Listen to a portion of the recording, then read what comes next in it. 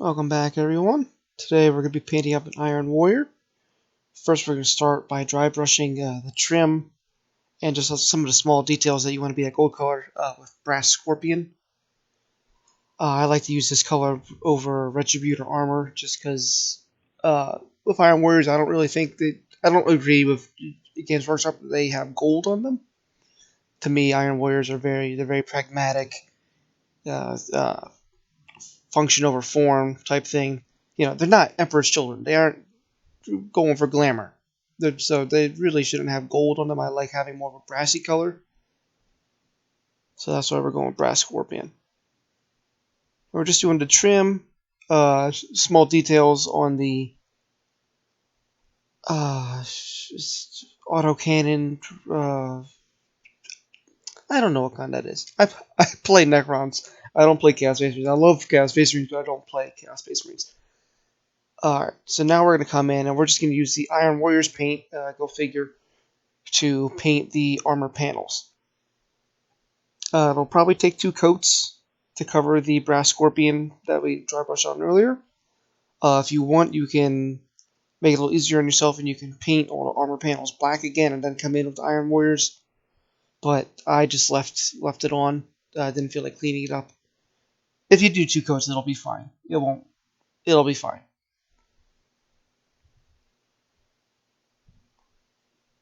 Just go in. For purposes of the video, I'll just show you on the armor, on the shoulder pad. It's just the easiest thing to get on camera.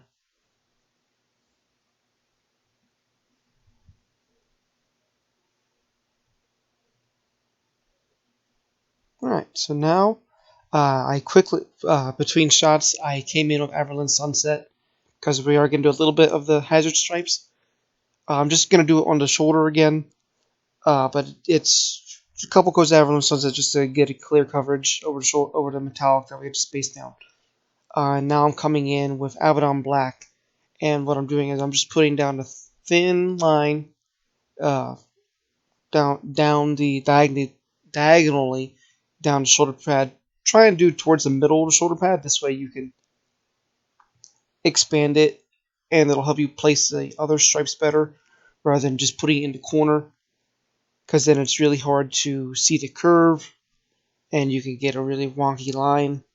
It's just easier if you put the first stripe relatively down the center. And then this first layer is actually going to be really thin. It's going to be really patchy just because the paint's so thin, but it's better this way because it's easier to work with. And then, it doesn't have to be, the lines don't have to be perfect. It doesn't have to be like a razor edge. We're hand painting this, and this isn't a display piece. This is, battle ready. We're not entering this into Golden Demon or anything. So we're not worried too much. Like, I want the lines to be straight, and I want the lines to be somewhat crisp, but I don't want them, they don't have to be, it doesn't have to look like I masked off the shoulders to paint on the stripes. So if you get a little sloppy, don't worry about it too much. Plus, you can always come in later with Averland Sunset and cover up any splotches that you really want to fix. It'll take a couple coats, but you can do it. So just don't be too picky.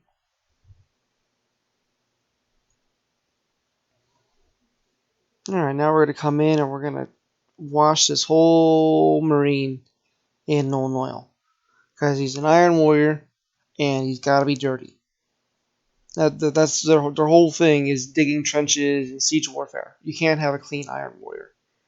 I don't care if you use rust, typhus corrosion, whatever. Make him dirty. Now we're going to come in, we're going to edge highlight the trim using Psychorix Bronze. Just like in the Plague Marine video, we're just going to do selective highlights because I honestly think they look better that way. Just towards where the light reflections are strongest on the trim. And it looks nice. For the armor panels themselves, we're not going to focus on highlighting them. But in the next step, you'll see we do come in for like the chain and the bayonet on his weapon.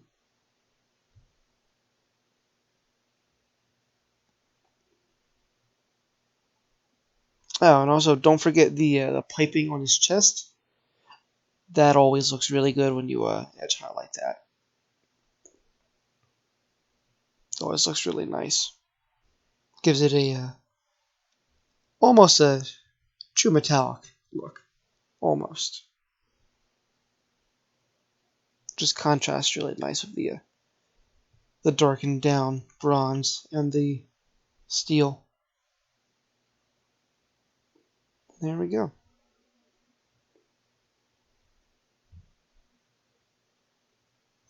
I should also mention I came in with Balthazar Gold to paint the shells in the power pack and in the magazine on his weapon there. It was a really small detail. I didn't think you guys needed to see it. Then I'm almost dry brushing there on that the skull on the side of his gun. All right, now we're coming in. This is Necron compound, and we're just gonna dry brush the chain and the bayonet. And that's all we're really gonna touch up with the Necron compound. So we're gonna focus on. Oh, and the chains around the model. But don't worry about the armor panels or anything like that, or the helmet.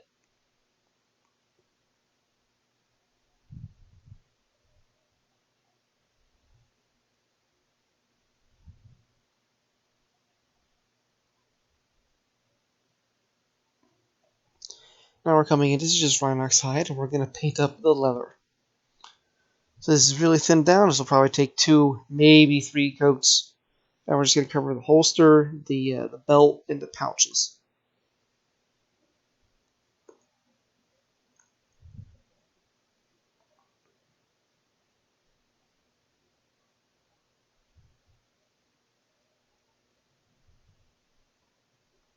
Ah, yes, and the strap around is like I always forget with the holster that it doesn't just loop around the belt, it also straps around the leg.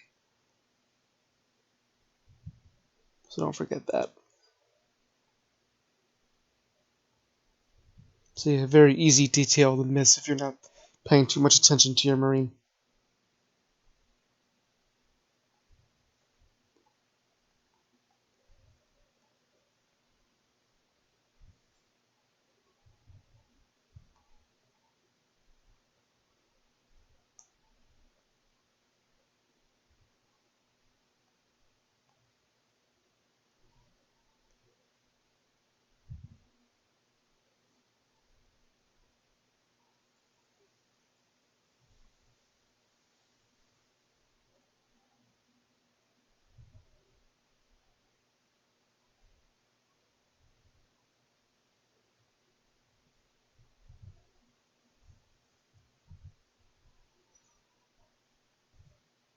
And once those layers are dry, give it like 2 to 3 minutes.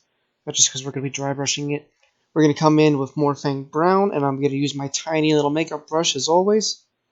And I'm going to dry brush the Morphang Brown onto the pouches and the holster. I'm not going to focus on the straps or the belt just because it'll end up all over the armor. Now we're coming in. This is Mephiston Red. I thought it was Corn Red for a second. It's Mephiston Red. And we're just going to do the lenses on the eyes and the targeting system on his helmet. And I don't know what it's called. And then this is Evil Sun Scarlet.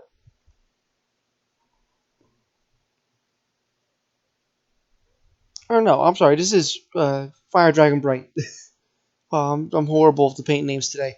This is Fire Dragon Bright, and we're just going to put a little dot of it on the lens on the targeting system, and then on the lens for his right eye. We don't want to cover all the red. We want to leave a little bit of it exposed to show like the shadows. And then we're going to do something a little different. We're going to do pictures of the finished product rather than turntable. Or well, just turntable. It's me crappily and shakily giving you guys a 360 with my hand. So, let me know in the comments what you think. I really like how it came out. I really like the alternate colors for the trim rather than just Retributor armor. And as always, if you guys have any suggestions for future videos, let me know in the comments down below as well. Thank you all for watching. See you next week.